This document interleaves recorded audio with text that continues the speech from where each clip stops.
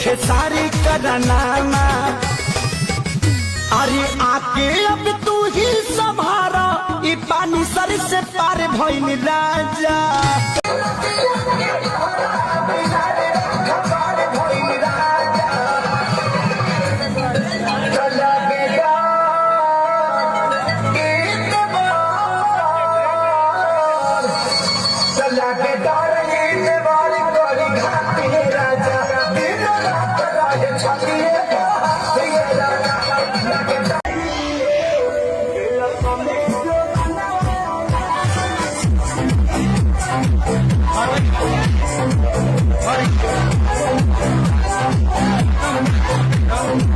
रात भर सैया हमार बढ़े टेम्परेचर, गर्मी होई। हाँ हमारे चिंता बहुत हो जाला।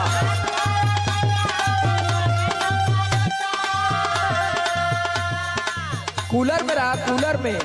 रात भर सैया हमार बढ़े टेम्परेचर, तू धरावेला थ्रेसर, तू धरावेला थ्रेसर। जनी जोर देह बाटे कम जोर, हमर फाटे लगी नस तोड़े तोड़े। राजा कहीं जाई ना बहरिया, टूटता बदन फोरे फोरे। राजा कहीं जाई ना बहरिया।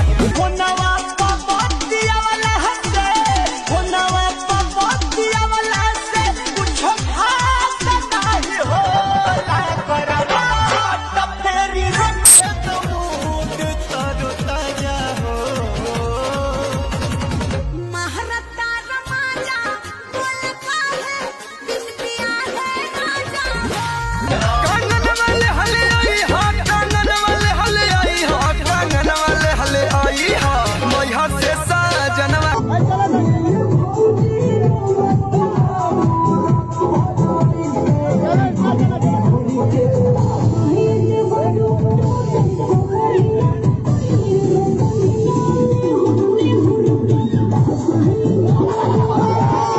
अभी कहो तैयारबा सखी हो घरे, धक धक करता करे जा।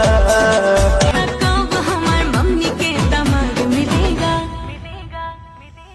जवन चाहा करू हमारा से जान, बियाह के बाद मिलेगा। अभी नहीं